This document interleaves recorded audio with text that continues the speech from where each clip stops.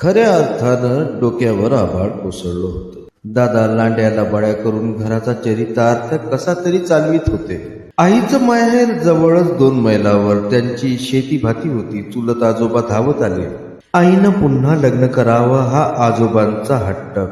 कुणीतरी दुसवट्या नवरा. त्याने आईला पाहिलेलं. आम्ही 2 लहान लेकरं. मी तर मुठी एवढा, बहीण 7-8 वर्षाची. मारवाळा तर असा कापल्या करंगडीवर मुतणार नाही. शिवाय फट म्हणता अब्रूचं खोबरं व्हायचं. आजोबा इज्जतीला जपणारा. आजोबाच्या म्हणण्यावर आई वीज कडाळावी तशी कडाळली. एक तर माहेराबद्दल तिच्या मनात लहानपणापासून राग घुमसत होता. तिलाही आजोबाची कसाब करणी वाटली. तर मित्रांनो, याआधी आपण इथपर्यंत वाचन केलेले होते. आपण वाचन करतो आहोत दया पवार लिखित बलूत या पुस्तकाचं. तर सुरू करूया पुढील वाचनाला. मी काही तुमच्या दारात पडलेले नाही. मी मोल मजुरी करून माझ्या कच्च्या बच्चांना मोठं करीन, असं तिनं आजोबाच्या तोंडावर सांगितलं. आई जन्माला आलेली त्या वेळेसच तिचा बाप वारलेला. बाप मातीआळ लोटला आणि ओल्या बाळंतिणीच्या छळाला सुरुवात झाली. मुलगा झाला नाही हा राग होताच. आजीला उपाशी ठेवू लागले. गुराढोरासारखे काम करून घेणं, पीठ चढवून तो भुसा राहील त्याच्या भाकरी आजीला देणं, असा छळवाद मांडला. त्या काळी सासूरवाशींचं जीणं म्हणजे तुरुंगच. या छळाला कंटाळून आजी माहेरला गेली. माझी आई तेव्हा बाळूत्या होती. तिला आजीपासून तोडलं गेलं. आई सांगायची, तुझी आजी एकदा माहेरला गेली, ती परत आलीच नाही. तिनं दुसरा घरोबा केला. आईचं बालपण माहेरातच गेलं, ते आईशिवाय. आयुष्यात तिला आईची ऊब मिळाली नाही. लग्न होईपर्यंत आईची आणि तिची गाठ भेट नव्हती. पण दादा खूपच समंजस. त्यांनीच पुढाकार घेऊन आईची आणि आजीची एकत्र भेट घडवून आणली. पुढं आजी आमच्या घरी अनेकदा यायची. आजी आंधळी झालेली. काठीला धरून तिच्या गावावरून मी घेऊन यायचो. तिला दुसरा घरोबा करूनही मुलगा झाला नाही. तिथं 1 सोडून 3 मुली झाल्या. ह्या आजीचा आणि काका मावशीचा आम्हाला मोठा आधार वाटायचा. आजी आणि तिच्या मुलींचा सारा संसार तसा गरिबीतला. पण ही माणसं खूपच मायाळू होती. आईच्या माहेरच्या मंडळीपेक्षा हे लोक आम्हाला लहानपणी जवळचे वाटत. आईनं पुरुषासारखी कंबर कसली. आयुष्यभर कमालीचे कष्ट उपसले. तिच्या सामर्थ्यानं मी खरा दिपून गेलेला. दादांनी जेवढ्या लाडात वाढवलं नसतं तेवढ्याच लाडात आईनं वाढवलेलं. तळ हाताच्या फोडाप्रमाणे जपलेलं. वाटायचं खरंच दादा असते तर आज जो मी आहे तसा नेमका असतो काय? शिकलो सवरलो तरी असतो की नाही कुणास ठाऊक. आपल्याबरोबर शिकत असलेल्या महालवाडीतील बाकीची मुलं आज कुठं आहेत?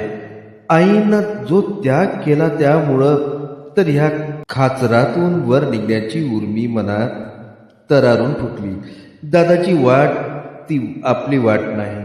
त्यांनी जे जे केलं ते आपण टाळायचं, अशी खून गाठ मनात बांधली नव्हती काय? आईला एकदा सहजच विचारलेलं आठवलं, आय काय बघून तू दादाशी लगीन केलंस? त्यावरती डोळ्यात पाणी आणून जन्माचा सारा इतिहास कथन करायची. दादांशी केव्हा लग्न झालं हे आईला आठवतच नाही. त्यावेळी ती झोळीत होती. झोळीतच बाशिंग बांधलं म्हणतात. जेव्हा ती परकर पोलकं नेसू लागली तेव्हा आपलं लग्न लहानपणी झालंय यावर तिचा विश्वास बसायचा नाही. वेशीपाशी कोणाचाही नवरदेव आला म्हणजे लगीन करा असा हट्ट चुलत आजी आज्याजवळ धरायची. तिच्या गळ्यातील काळी पोत तिला खोटी वाटायची. वडीलधाऱ्यांनी समजूत काढली तरी तिला ती पटायची नाही. तिच्या समजुतीसाठी पण नवरदेवाच्या पाठीमागं तिला बसवायचं. लुगड्याला बोंगा, डोक्यावर नारळ ठेवलेल्या तांब्या, अशा पोजमध्ये तिला कळशीनं म्हणून बसवली जायचं. आईला वाटायचं आपलंच लग्न आहे. आईच्या लग्नाचा किस्सा मोठा गमतीदार आहे. दादाची आई देवकी आणि आईचं एक माहेर, दोघींचं माहेरचं आडनाव एकच, कसबे. आजी जेव्हा मुंबईला होती, दादाचं जेव्हा लग्न करायचं ठरलं तेव्हा आजीला आपलं माहेरचं ठिकाण हक्काचं वाटलं. पोरगी परणून आणीन तर औरंगपूरची, हाच तिचा हेका होता. त्यावेळी औरंगपुरात दादांना शोभेल अशी कोणतीच पोरगी नव्हती. आईवर मागणं टाकलं. अर्थात चुलत आजोबानं हे मागणं फेटाळून लावलं.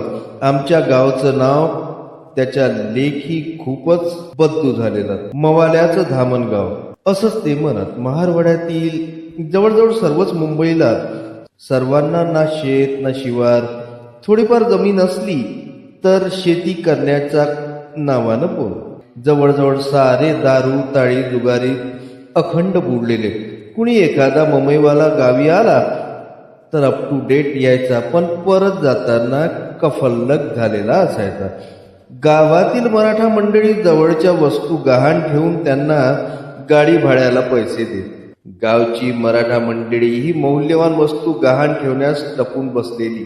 माती मोलानं गहाण ठेवी, अंगावरचा कोट, हातातली छत्री चाले.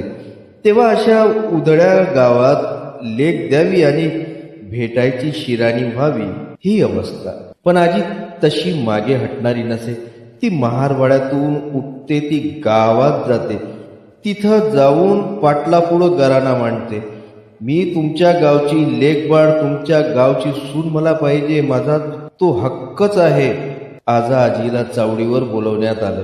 गावाच्या निर्णयापुढं आजा आजीचा विरोध करण्याची त्या काळात काय पिशात होती. असं झालं दादा बरोबर आईचं लग्न. दादा जेव्हा जिवंत होते तेव्हा आई ते घरात नसले म्हणजे त्यांच्या नावानं बोटमोळी, शिव्या शाप देई, माझं कपाळच फुटकं म्हणून नशिबाला दोष देई. पण दादा मेल्यानंतर आईच्या स्वभावात कमालीचा फरक पडला.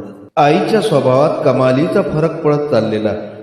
दादांच्या आठवणी काढून ती आता तासन तास गळा काढायची. तुझ्या दादानं कसं माझ्या अंगाला 5 बोट लावली नाहीत म्हणून हुंदके द्यायची. आई सांगायची, तुझा दादा जेवायला बसला म्हणजे त्याचं सारं ध्यान चुलीकडं. माग बायकोला टोपलीत भाकर हाय का नाही, तवलीत कोंड्यास राहिली की नाही याची तू काळजी घ्यायचा. दादाच्या दातृत्वाबद्दल तालुक्यात खूपच चांगलं बोलणारी मंडळी होती. मी जेव्हा मोठा झालो, नोकरी पाण्याला लागलो, खिशात पैसे खुळखुळायला लागले, तेव्हा अशा वेळी जेव्हा गावी आलो तेव्हा जुनी मंडळी भेटत. ते म्हणत, काय रे पोरा, किती चिकट, कुणाला पैसे खर्चायला नको, तुझा बाप बघ कसा होता. मग मिळून आला की महारवाड्यात दारू ताडीच्या मटणाच्या पार्ट्या होत आणि तू कपभर चहा पाजत नाहीस होय. मी ह्यावर काय उत्तर देणार. मनातल्या मनात हसत असे. त्यांच्या दातृत्वाचे काही प्रसंग मलाही आठवत असतात. चावडीत उतरलेला पाहुणा आमच्या घरी जेवायला यायचा. एकदा असाच दूरचा एक नातेवाईक घरी आलेला. त्या दिवशी चूल थंड. आम्ही यस्करपाळीच्या भाकरीवर भागवणार असतो, पण पाहुण्याला यस्करपाळीच्या भाकरी कशा द्यायच्या. दादांनी आईला काय खून केली कुणास ठाऊक. आई तांब्याचा एकुलता एक हंडा घेऊन घराबाहेर पडली. पाहुण्याला वाटलं असेल आई पाण्याला गेली, पण परत येते तेव्हा तिच्या ओटीत बाजार असतो. गहू डाळ गूळ तिनं विकत आणलेला. रात्री पाहुण्याला पुरणपोळीचं जेवण दिलं गेलं. पाहुणा वाटला लावल्यावर हंडा गहाण पडला म्हणून आई खंत करीत बसायची. दादा म्हणायचे, जाऊ दे ग, दाने दाने पे लिखा है खाने वाले का नाम. त्यांच्या या सवयीमुळे म्हणा की वाढत्या व्यसनामुळे म्हणा, आम्ही तसे आयुष्यभर कफल्लकच राहिलो आणि नेकीनं संसार केला असता तरी हाती काय राहिलं असतं म्हणा. घरात सामान कितीसं होतं. 2 मातीचे रांजण जमिनीत पुरल्यामुळे खरं म्हणजे ते राहिलेले. दगडी जातं, मातीची चूल, एक लाकडी पेटी, काही जर्मनची भांडी, पितळेची नावापुरती 1-2, थंडी वाऱ्याला तोंड देण्याकरिता धोंगड्या. त्या धोंगड्यांचा मला अभिमान वाटायचा, कारण एवढ्या सुरेख गोधड्या उभ्या महारवाड्यात फक्त आमच्या घरात होत्या. आई गोधड्या फार छान शिवायची. गोल वर्तुळात एक वर्तुळ कमी होत गेलेलं. आजही माझ्या घरी आईच्या हातची गोधडी जपून ठेवलेली. आईच्या मायेसारखी ती आजही फाटत नाही. मुंबईचं बिराडात लाकडी पेटीत ही खूपच उपयुक्त होती. सारा संसार त्यात मावायचा. त्यातच भांडीकुंडी, सौदा, मसाला, रेशनचे धान्य, कुठल्या बुचड्यात कोणती वस्तू ते आईला चाचपतात सांगता यायचे. लाकडी पेटीचा उपयोग पार्टिशन म्हणून व्हायचा. ही तुमची हद्द, पेटीपासून आमची. पोरगही दुसऱ्याच्या हद्दीत जाईल तर काय पिशात. घरातील एकाच रक्तात हे चमत्कारिक वाटे. दादा गेल्या पाठीमागे एक काम मी निष्ठेने केलं. त्यांचं दारू गाळण्याचं सामान, त्यात दारू सडवण्याचा डब्बा, लाकडी पाळ ह्यांची तोडफोड केली. त्यांचा हा वारसा मला निरुपयोगी वाटला. पुढच्या आयुष्यात मी दारूच्या आहारी केव्हाच गेलो नाही. अनेक संकट आली, जीव गलबलून गेला, आत्महत्याही करावीशी वाटली. असं म्हणतात की असा मनानं विकल झालेला माणूस शेवटी दारूच्या आहारी जातो. आपलं दुःख क्षणभर विसरण्यासाठी तो असं करतो. पण दारू म्हटली म्हणजे आपल्या घराण्याशी सलग अशी दुःखाची माळ दिसू लागते. आजोबा, दादा, तात्या हे सारं पाहून मी हादरून जातो. अलीकडेच हाच वारसा आपला चुलता चालवतो. कमालीचा अल्कोहोलिक झालाय.